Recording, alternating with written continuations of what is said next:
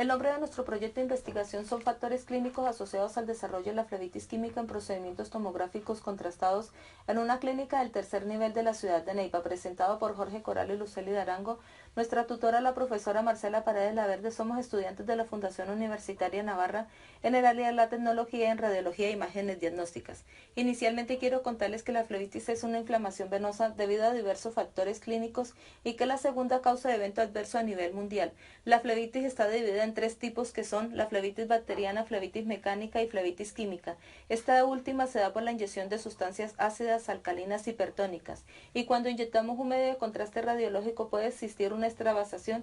Es algo poco frecuente, pero que nos puede llevar a lesiones muy graves. Esto es realmente preocupante para nosotros. De allí nace nuestra pregunta de investigación: ¿cuáles son los factores clínicos asociados al desarrollo de la flebitis química en procedimientos tomográficos contrastados de pacientes hospitalizados en una clínica del tercer nivel de la ciudad de Neiva durante el periodo comprendido entre el 1 de junio del 2018 al 30 de junio del 2019?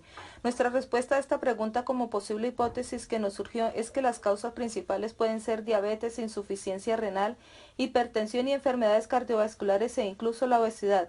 Debido a esta problemática, creemos que es muy importante nuestra investigación y hemos analizado que son muy pocos los estudios nacionales que se han realizado para evaluar la frecuencia, las causas y manifestaciones clínicas de la flebitis química en procedimientos tomográficos contrastados. A partir de esta problemática y esa necesidad de realizar esta investigación, nos planteamos como objetivo general estudiar los factores clínicos asociados al desarrollo de la flebitis química en procedimientos tomográficos contrastados de pacientes hospitalizados en una clínica del tercer nivel de la ciudad de Neiva durante el periodo comprendido entre el 1 de junio del 2018 al 30 de junio del 2019.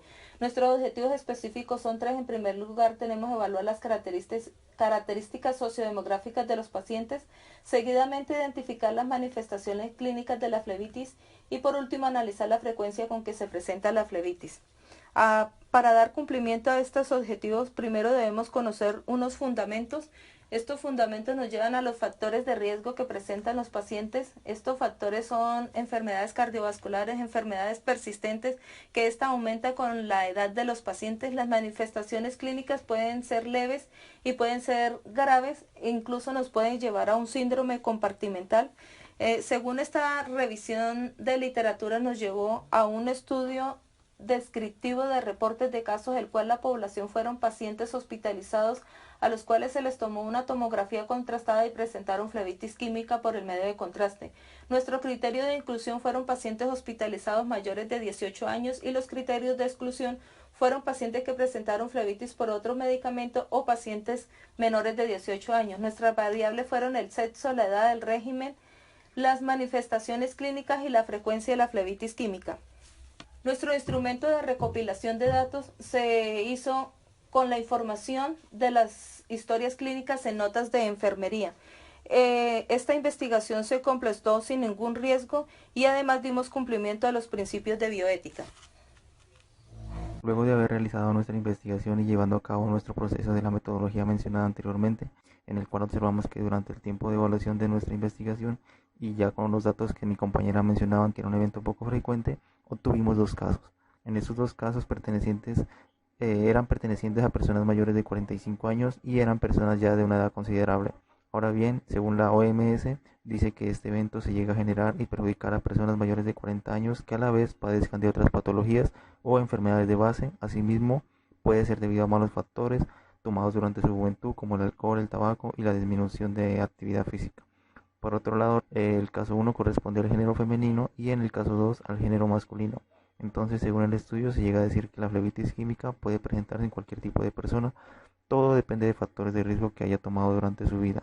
Por otra parte, este estudio se contradice con otras investigaciones donde afirman que el género femenino puede presentar con mayor facilidad esta alteración debido a la falta de actividad y el sedentarismo, que llega a presentar obesidad, estreñimiento, tumores, mientras que el género masculino pues era menos afectado debido a que en su juventud fueron más activos tanto laboral como deportivamente. En cuanto al régimen de salud, los dos casos son pertenecientes a un régimen contributivo en el sistema de salud.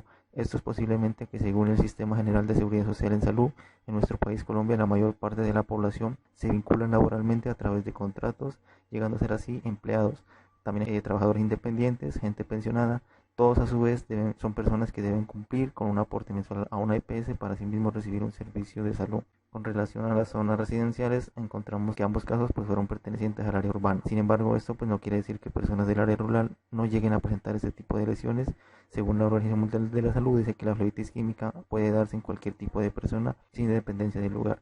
Lo que sí nos da a entender estos resultados de nuestra investigación es que coincide con otros estudios de flebitis donde afirmaba que la zona urbana presenta una mayor prevalencia de flebitis química en comparación a la zona rural debido a la disminución de factores de riesgo, como por ejemplo pues la gente de la zona rural es menos propensa a consumir comidas chatarras, sus alimentos son más saludables, el aire es menos contaminado, incluso la comunidad campesina emplea mayor actividad física cuando realizan sus labores. En cuanto a manifestaciones clínicas de la flebitis química en los usuarios que fueron sometidos a tomografías contrastadas, encontramos que para el primer caso el paciente desarrolló una flebitis química grado 2 en el dorso de la mano izquierda, originada principalmente por la aplicación de un medio de contraste hidrosoluble yodado en la toma de un TAC de cráneo simple y contrastado, el cual pues hubo presencia de un edema y enrojecimiento leve en una de sus extremidades superiores. De esta manera el paciente presentó flebitis por 9 días.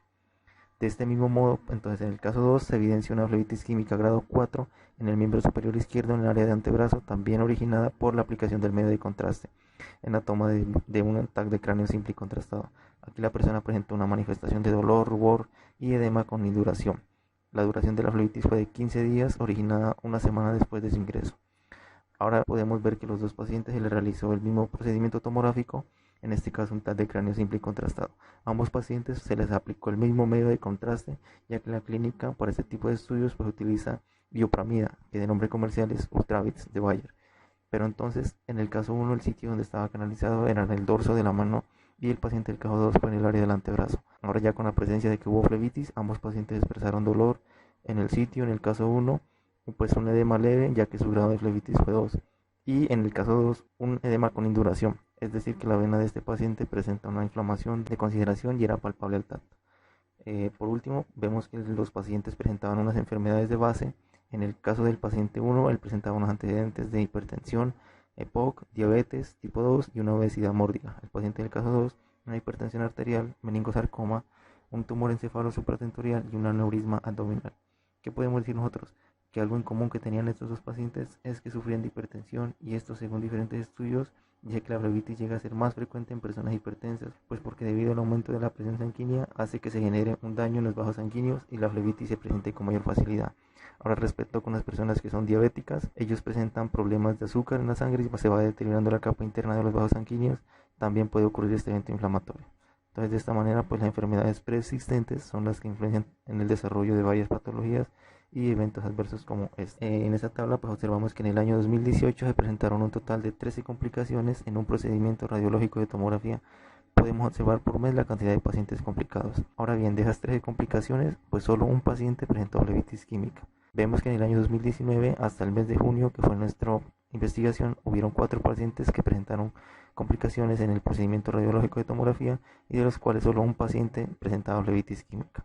Que llegamos a determinar que estos resultados presentados en la clínica son coherentes con otros estudios donde afirmaban que la incidencia de la flebitis pues, era muy baja y solamente ocurría en un 0,1 a 0,9% de pacientes que se sometían a este tipo de procedimientos. Entonces, finalmente, pues, la flebitis química es un evento poco frecuente, pero sin embargo hay que ponerle mucha atención porque llega a causar unos efectos muy graves, debido a que se puede formar un coágulo de sangre, obstruya una vena ya sea parcial o totalmente, la circulación sanguínea, dando así lugar a una trombosis y hasta posibles infartos. Entonces, por lo tanto, es viable considerar medidas básicas como realizar una adecuada elección del sitio de inyección, funcionando venas gruesas, una buena asepsia y una vigilancia permanente.